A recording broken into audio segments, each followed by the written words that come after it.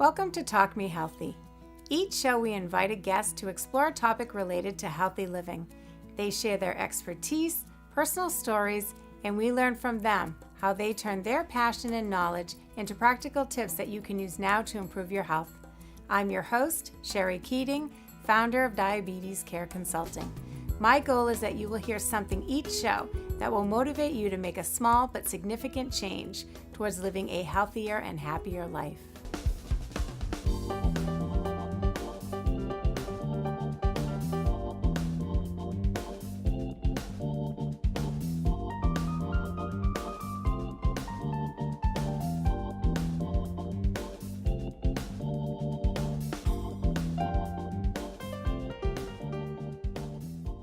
Hello and welcome to Talk Me Healthy. My name is Sherry Keating, your host.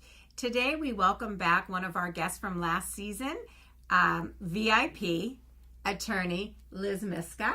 And Liz is from Vision Consultants L3C, and she is actually here today. We talked about being a VIP, which is a visually impaired person. Correct. And last year, and I wanted to bring you back and talk about any updates to your company and your health, and also to do some hands-on demonstration to show the viewers how they can help someone who is visually impaired.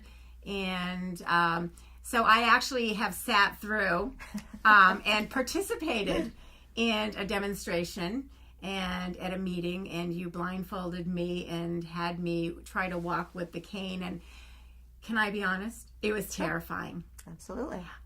I had a panic attack. Being blind, going from being sighted to complete darkness, and having no control for 15 minutes. Right. So scared. It took me 2 hours for my heart to stop racing. But it was an eye-opener. So I'm really excited that you're back, because I think what you're doing is so important for other people. So thank you and welcome back, Liz. Thank you so much, Sherry. Yes, Visions Consulting was my iteration after being visually impaired for probably at that point in time 9 years. Just to reflect, I was sighted until I was middle-aged, and I do concede to middle age. Me too. Okay, good. Me too. And so this, as I call it, my blind gig has been at times terrifying, but also gratifying in the sense that I'm learning how to be blind. And even though that sounds appalling and again terrifying, I find that because I'm accepting it or succumbing to it, if you want to put in those kinds of terms, I feel that I can learn and help others, teach others, and particularly the sighted, because we who are visually impaired need the sighted, and oftentimes that's not the impression that sighted people get from visually impaired people. They often feel that they get rebuffed, then rejected, that, the heck with her, she doesn't want me to help her. Mm-hmm. Well, as you're pointing out, there may be a very good reason why we don't want you to help us. You don't know how to do it. Right, exactly. And again, that trust level, that relationship building, when a stranger is trying to do a good deed, you may say, well, that's nice, but I don't want to be the guinea pig and have them realize, oh, I made a mistake. I have you in the middle of the road. Now I don't know what to do. And you can hear the traffic coming or the waterfall rushing towards you, and you're like, ruh-roh. And so it has an impact on not only the visually impaired person, but the sighted person about skills and skill building. And again, they're confronting their own fears and concerns. So I am so grateful to have that opportunity, and today again to have an opportunity to learn more, because it was totally an eye-opener, and kudos to you for doing what you're doing to help people, to help other people that have vision impairment, and to help them with their daily living. Well, and again, I one of the things that has happened is I'm working not only with middle-aged and older adults who have vision impairment, but also now younger VIPs, visually impaired people, including kids as young as 6 and as old as 22. And so this has been really thrilling, and realizing again that we are widening the circle particularly for the youthful VIPs, because their family members are sighted, and their family members are coming to this with, again, trepidation and insensitivity, and concern for their children's futures. And so over the past couple of months, when we've been doing my Walkfit Initiative at St. Vincent's Hospital, we've been having some of the youthful VIPs, and this is more the teenagers, young adult VIP parents, come and be blindfolded and learn how to be sighted guide. So really quickly, because I know we had limited time, the first week, the dad came with this young lady who is 18. She started losing her sight at 16, so she was sighted until she was 16 years old. Wow. And again, she is a force to be reckoned with. And again, people are saying she's a little you, Liz. She's, she is going to be you. So good for her. No, it is. Good for her. She is amazing. But anyway, Dad came the first week. Next week, Dad brought the brother. And then the next week, it was Mom and the sister. So all of them had an opportunity, the whole family, who again are sighted, to be blindfolded and practice being sighted guides. And now they're all like, well, what are we going to do next? What are we going to do next? Because they now have an entry into her world, and now are much more supportive of her. So it's again, it's beautiful. It's a beautiful thing. Wonderful. So anyway, and how are you, so before we demonstrate some techniques that you're using to teach other people, how are you doing? Again, I'm a bundle of energy. Yes, always. You are. I can't keep up with you. It's wonderful. And I never, as I'm a girl that can't say no, because last week I was training police cadets. And again, I relish the opportunities to get people under blindfold, because what they reveal about their own fears, which are human fears. I mean, this, and I call out people to say, don't apologize for feeling what you feel. I mean, this is why people are so fearful of losing their sight, as opposed to any other malady that can happen to them. So when I hear, and this particular recruit, his name was Sully, for Sullivan, recruit Sullivan. Soon as the blindfold went on, and of course being Irish as well, I'm Irish, he started going blah blah blah, and I was like, but he's like, wow, I don't like this, like right from the get go, I don't like this. My heart's racing already thinking about my experience. And then he was saying, how do you get transportation? I mean, again, it was like as soon as the blindfold went on, all of these thoughts started, like, how do you get from place to place? Mine was more of, when can I take this off? Right. Right. That was more mine. I didn't have any, my mind just went blank. Right. It was just like total fear. Right. And I've been praying every day since then that I never lose my sight, seriously. Because really, I can't even imagine being in that world of darkness. But you told me the last time it's not true darkness. You said you see beautiful, outlines of beautiful colors and things. Well, again, it's an advantage to having been sighted, because I know what things look like. Okay. Whereas, as opposed to somebody who's never seen before. Right. And again, some of the kids that we're working with were born blind. That must make a big difference. Well, it's so very interesting, because they're experiencing the world audibly and with their hands. This one young, and again, I apologize for keeping going one way or the other, but there's two little boys, they're brothers, and I won't name their names just because they're because of confidentiality. Yeah. But the older one, who is 8, is totally blind, born totally blind, and his younger brother, who is 6, has some vision. And the first time that I encountered them, they were at a music therapy session, and I was invited to come in, and this was something that they've done, that this group, they were group of little boys have done repeatedly. This is like a social rec program through the Commission for the Blind. And so I was asked by their sighted teacher if I would, if I wanted to introduce myself. So I knew that these two little boys were right in front of me, and they were playing drums. So I got down on the floor, because again, I didn't know how if they could see me or not. And I said, my name is Liz and I'm just like you. And the older one said, are you blind?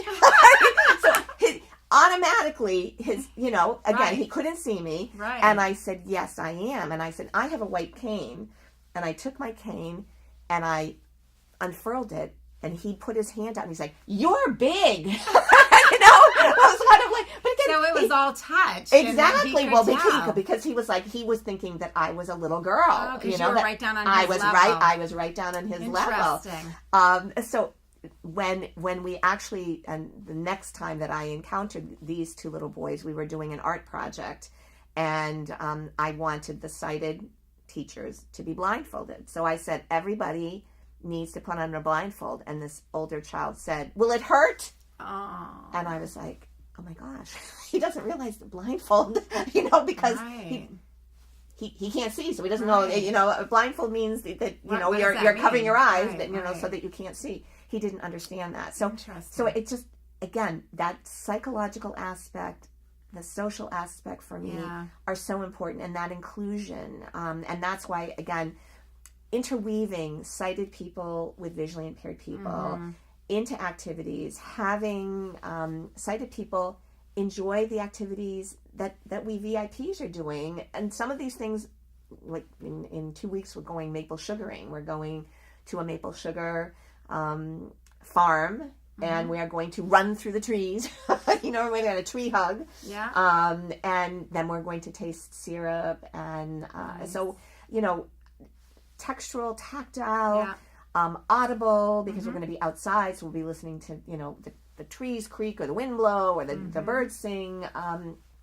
All of these things wouldn't have been things that I would have done necessarily when I was sighted, because again, it would have been one dimensional. It would have been, oh, I've seen that before. I've done that before. For we VIPs, every time we do something, there's revelation, right? That it's new. So nothing ever gets stayed or old, or because there are new people and there's new experiences, right? New experiences. So in that way, the world every day is a new day. Exactly. Wow, that's cool. Exactly. Well, I want you to show me. Now, don't make my heart race. I know. Okay, all right. But what I would love to see you actually, I'm coming to learn from you in your company. So just, you've got the floor. Okay. I'm your a student. Okay. Teach me. Okay. All right. Well, first, and this is what I did when I was training the police recruits last week. Okay. I held up the cane, and I said, "Does anyone know what this is?" Because again, it's right. It doesn't look like a cane. All right. Right. And unfortunately, the person that introduced me had said that I was visually impaired, but that was okay. So while it's still furled, so to speak, I'm just going to point out a couple things, because again, you don't know what you don't know. Right, exactly. And when I started learning how to use a cane, and again, who knew?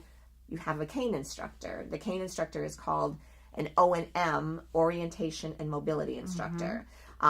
So knowing that I was going to be trained, and again, I was very unreceptive to all of this, because I thought, well, I can see, so I don't need a white cane, because again, I was terrified by the notion of what I thought this meant. Yeah. It meant, disenfranchisement. It meant that I wasn't going to be able to do things. So when my instructor, whose name was Peter, when he first came, the first couple of times he came, he would come once a week. He was just seeing what I could still see. And he didn't introduce me to the cane, even though I kept thinking, he's going to whip that thing out. I'm going to be like, no, I don't want it. Like your reaction. Because I kept thinking, no, anytime now he's going to whip it out. He's going to hand it to me. And he's going to go. But again, you have to learn how to use it. It's like anything. You have to practice as well. You're not going to get good at it unless you do. And you do practice. And again, that you have to get over that hump of, I don't want it, I don't need it. But didn't you tell me something about everybody has a white cane, so to speak, and be proud of that? Remember we had a conversation, and everyone has medical issue that they deal with and that they may not want everyone to know, but right. You had talked about, this is my white cane. This is my symbol of independence. This is your symbol, yes. So it be proud of it. Right, but it wasn't in the beginning. And I was terrified. Right. I was terrified. So again, what I want to point out here, because I didn't know this, again, I always thought in my mind's eye that, it was unfurled. So, but who knew? There are collapsible canes, which are great when you travel. And here's another thing. I never thought of you need several canes because why? It can break. So I have a very funny story, but I will continue to talk. So I'm unfurling. So there is a wrist strap here. Well, not really a wrist strap. The police recruits asked me about this because if you stick this around your hand and you trip while the cane's unfurled, you're going down. So this is simply to capture the cane, to furl it, not to wear it as a bracelet. Okay. So folding means furling it? Yeah, I'm like a flag being furled or unfurled. I'm just using that word. Again, I'm a wordsmith being a lawyer. I also want to note that the base of the cane, the bottom, mine has this at one point in time looked like a marshmallow. But my canes have a rolling tip. That's because my cane is used to detect objects. Now, when I say detect objects, or even if I use the word pick up objects, no, it's not like a grabber or a reacher or something like that. But again, what I've learned is the cane is supposed to touch things. It's because people think, oh my gosh, you're touching something, with your cane. Well, ultimately, the goal is for me to be able to walk independently with the cane. Some people never feel comfortable with the cane, so don't use the cane. Some people with their eye malady don't need a cane because they have enough vision that they don't need it. My malady, my diagnosis, retinitis pigmentosa, is my peripheral vision. So again, if the cane to see what's on the peripheral. To detect things, because I can no longer see that because my visual field is very, very narrow. Yeah. So again, I'm going to just unfurl it, and again, you never let anybody unfurl your cane for you. Why? Because there's a bungee cord in here, and you can get your fingers, if somebody's doing it and then handing it to you, you can get your fingers caught in there, and it's a pinch, and it hurts. Okay. So, and why is it red on the bottom? Is there a purpose? There is a reason for the colors, and I do not know the reason for the colors. Okay. I know that white canes were developed after World War II because those soldiers in World War II who suffered vision loss needed some kind of identifier. So a lot of the progress in the visual field has been done because of casualties of war, so to speak. And therefore, veterans who lose their sight have a separate system that they go through, and they have opportunities to for a lot more training than the rank and file visually impaired person. Again, because losing your sight is so feared and so worrisome. Like how are you going to survive in the world if you can't see? So there is a significance to the colors, but I don't know that. Next program, I will. Okay, all right. I'm thinking the red, it brings people's attention to it because the white is pretty blends in, so the red really draws your attention. And this is reflective too, so that again, right. Okay. Right. So Sherry, we're going to transition, and I am going to ask you to be my sighted guide. Okay, I'm ready. All right, what do you want me to stand up. Okay. Okay. Want me to stand up too? Yes, please. Okay. All right. So Sherry, how would you approach me if you didn't know me and you saw the white cane? How would you get my attention? I would say, and I didn't know you. You didn't. So I didn't know your name or anything. Can I help you? Who are you? My name is Sherry, and I see that you have a cane. Excellent. And do you need any help? Thank you. Okay, so you identified yourself. Very important. Okay. Because oftentimes people will just swoop me up and then start, presuming, oh, you want to cross the street because you're standing at a street corner. Well, not necessarily. I may just be waiting for someone here. Okay. So always identify yourself. Always ask. You did a great job of asking. You also touched me, and that's interesting. And again, I'm not trying to malign you, but oftentimes people with medical backgrounds, yes, they're touchers. They're touchers. Absolutely, we are touchers. They're touchers. And oftentimes the visually impaired people Don't want to be are be like, ugh, like you're Okay. invading my privacy. That's very true.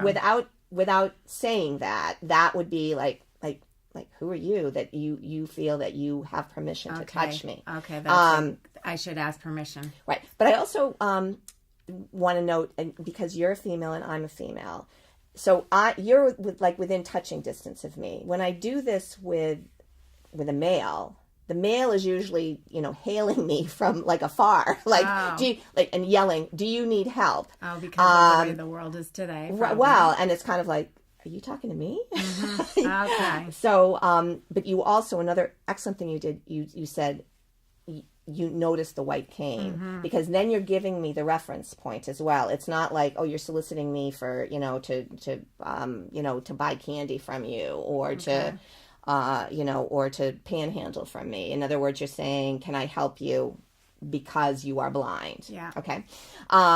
So excellent on those scores. Awesome. So what often happens with somebody that again needs help and is like you, totally panic stricken. I mean, even though they're visually impaired, they reach out and they grab you. Now you touched me, so but what's very important is I need to know like where you are, because if I can't see you, it's like, are you up here? Are you down there?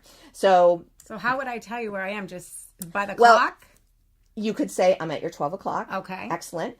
Also, with when there's more intimacy, we call it the bump. So we bump forearms here. So in other words, that's giving me like, oh, that's where your arm is. Okay. And then the appropriate way for me to handle you, because again, I'm right-handed, so my left hand is free, is after we bump, then I'm going to feel where your upper arm is. Okay. So the grab is not here, because if I hold you or grab you here, that inhibits your mobility, so to speak. Okay. Because you want to use your... Right. But if I take you here, and you don't have to be a chicken arm. Here, there you go.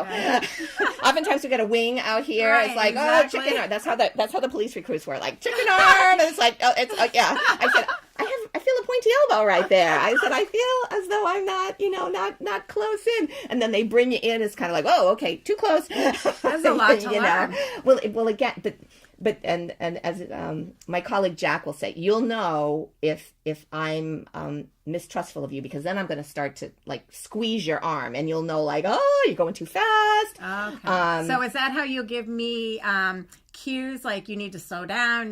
Right. Like, okay. But also squeeze. But also, so the body language, but also you as a sighted guide, you need to be like I am just in general. You need to be a motor mouth. You need to say, okay, Liz, we are walking across the street. The street is made of concrete. Oh, there's the manhole cover. Oh, there's a drain here. You're going to say, why do I have to give her so much information? Really, you don't have to do that, but I want you as a sighted guide to get accustomed to giving me information, because if you leave out something that's crucial to me, like, oh, there's a step coming up, and I trip and fall, then my confidence in you as a sighted guide goes literally right down the drain. Yeah. So when I'm teaching sighted guides, I'm always saying, give me more information because I can halt you and say, I don't need to know that. Okay. But if you are stingy with the information, and again, I if I'm inside and I trip over a wet floor sign, I'm going to be cursing you under my breath, saying, she didn't tell me about that. Or a threshold, or so. Right. Or there's a sign, and then my arm clips the sign, or a doorway, which is narrow, and we don't get through. Again, I'm going to be thinking, I'm not trusting this person. So the best guides go blah, blah, blah, blah. Okay. Now, I can do that. I'm good at that. I know. I have no doubt you can. I'll take that as a compliment. Okay. But again, just like you, your experience when you were blindfolded, oftentimes I have recruits who are blindfolded. And this was a couple weeks ago when we were walking in the hospital. There was an occupational therapy student who wanted to come. And again, she professed, I want to come. As soon as the blindfold went on, she was like she was stuck in the mud. She could not move her feet. And again, I never I never just give you the cane and the blindfold and say, go for it, because again, that's dangerous. I always place recruits with trained sighted guides. Again, somebody who is going to give you much more information than you really need. Okay. But even with that, she was so fearful. And again, you could just tell like she was, her feet were like stuck in glue. Wow. And again, I was there with another one of my totally blind friends, and we knew just by the way her body language or what she was verbalizing that she was terrified. And again, I'm not making fun of that. It's very real. And so again, this, to be visually impaired takes practice. To be the sighted guide takes practice. Okay. And again, some people may conclude, this is not for me. I mean, I can give you pointers or whatever, or I can verbalize the directions, but I shouldn't be the guide. Okay. So we have about five or so minutes. So tell me what you would want me to do. Okay. So why don't you show me how to use the cane, right? And then how to hold you. Okay. Why don't you endeavor to seat me in a chair again? Okay. So I'm just going to grab onto you, and again, I'm my forearm, my upper arm, your upper arm, and I'm going to slightly bend my arm.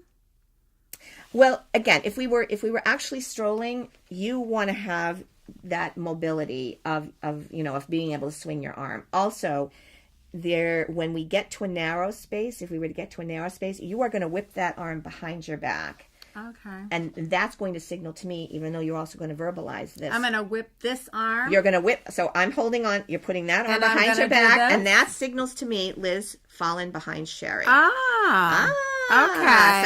All right. So, all right. But again, you should be saying, Liz, we're coming to a narrow door. So I'm going to move my hand back, and I want you to go behind me. Exactly. Okay. And then ultimately, again, if you are my constant sighted guide, or I'm switching you out with somebody else, again, I'm going to get used to the feel of your body going back. Okay. And so ultimately I may not even need you to verbalize it. Okay, because you'll just know. I'll know. Right. I'll know. So we're going to go to the chair list. So what we're going to do is I'm going to use the clock. Okay. So we're going to, first of all, we're going to walk at 12 o'clock. Okay. And only for about 3 steps. Okay. So we're going to start now. Okay. So 1, 2, 3. Now the chair is at 3 o'clock. Okay. And I'm just going to take my cane. Okay. Because as I said earlier, the cane is meant to hit things. Right. So when Okay, so you feel the chair. Yep, I feel the chair with my cane. So now you're going to twist your body to 12 o'clock. No, you're going to twist your body to 9 o'clock. I was going to say, twist my body to 12 o'clock. Twist your body to 9 o'clock. So we're going... Okay, all right, okay. Yep, 9 o'clock. Yeah, I know what's coming. She's going to back me in. Yes, I am. And now, is that wrong? Yes. Oh, no. So why is that wrong? Well, okay, so... One little tidbit that I didn't tell you. Oh, sure. You didn't I know, really. See?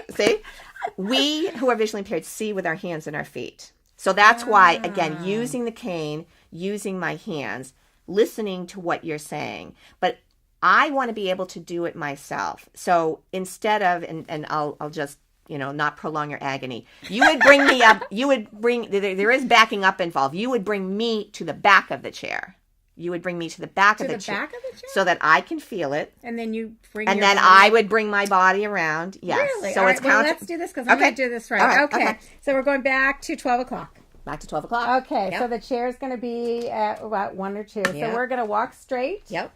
For 3 or 4 steps. Okay. All right. And now we're going to turn to like 1 o'clock. Yep. And I'm just going to interrupt you for a second. Okay. I already know that there's like wood on the chair too, and there's I already know what the texture. Right, I already know. So wood arms. Yep. Oh, and you've already told me another ding ding ding. The chair has arms. Oh, that's excellent. Yeah, right. So the chair has arms. You can see it. All right. So we're gonna come around to like 1 o'clock, and now the back is a fabric. Okay. And we're gonna spin to 12, and you should be able to touch. So this is where you say, Liz, may I take your hand, your free hand, and put it on the back of the chair? Okay, Liz, may I take your free hand and put it on the back of the chair? You surely may, Sherry. All right. Okay. So.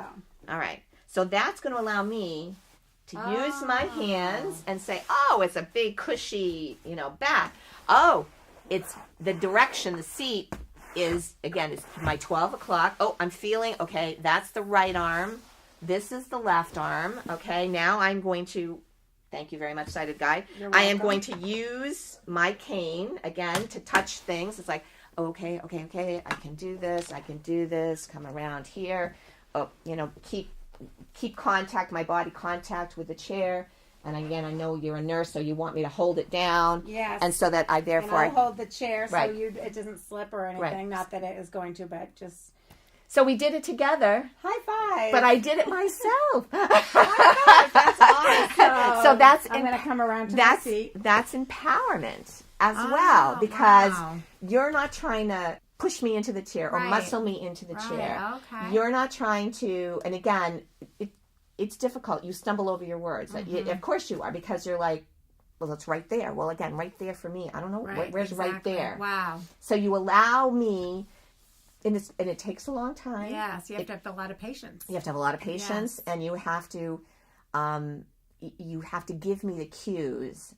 But again, your ultimate goal is to allow me to do it myself. Wow, as that is awesome. So you know what? I mean, I have to have you back because that's only one small I know, really. task that we did. But you know what? It's such amazing that you've taken on this role. You've taken your condition and you've made it into. You've used it. You found your why, so to speak, and you have used your why to help other people. And I'm just in awe. Well, thank and you. Your attitude, I just love it, love it, love it. And wow, that little simple task right. is really a big task for you to do, and so you really need these people to be trained. And wow. This is every time I meet with you and have you on my show or see you at a networking event, I learn so much from you. Thank you. Thank you so much. I Thank just you. wish this was an hour show because I know, really. But at least now someone knows how to help somebody who's Absolutely. a VIP in and out of a chair. So Absolutely. that's really, and to use the cane. And remember, safety first. Safety. And again, using your words to describe things, right. being slow, patient, asking permission, introducing yourself. Those are all such important things. Exactly. Because and they seem small to us who right. can see, but huge for somebody who can't see. Well, then again, it's going to raise that trust level Absolutely, too. trust. That you asked me as opposed to told me. You were sensitive and sympathetic and empathetic as opposed to I don't have time for this. And empower your independence. Right. So exactly. Thank you so Thank much. You, Sherry. Can I shake your hand? Thank you so much, Liz. Thank you, now, Sherry. if somebody would just to give people, the viewers, your information again, Absolutely. Can you share with the viewers how to reach you? And we'll also put it on the show. Sure. So my office number, because I am an attorney as well, is 508-753-7681. Okay. My email is my name, Liz, L-I-Z, Myska, M-Y-S-K-A, @gmail.com. And your website for your company? My website is under development. Okay, so now. we won't put that up there right now. But I do have, for my walking initiative, a Facebook page. Okay. And it's Walkfit, WALKFIT, VIPs. Walkfit VIPs. Okay, and that's on Facebook. That's on Facebook. That's great. You can look at pictures, even though I can't see the pictures, and you can check the calendar because, again, I'm always very much thankful. I need volunteers. I want volunteers. I'm more than happy to teach people how to be sighted guides and include more people in in this endeavor. Thank you. That's wonderful. Well, I'm just so blessed to have you here again. And we'll definitely, every year you'll have to keep coming back to teach us something, another task that we can do to help people because it's so valuable. Okay. So thank you, viewers, for tuning in. And I hope that you have learned just a little something today. And my hope is every show that you leave with a little nugget of education. So I appreciate you tuning in. This is Sherry Keating, and remember to live your best life every day starting today. Thank you for tuning in, and tune in again next month. Have a great day.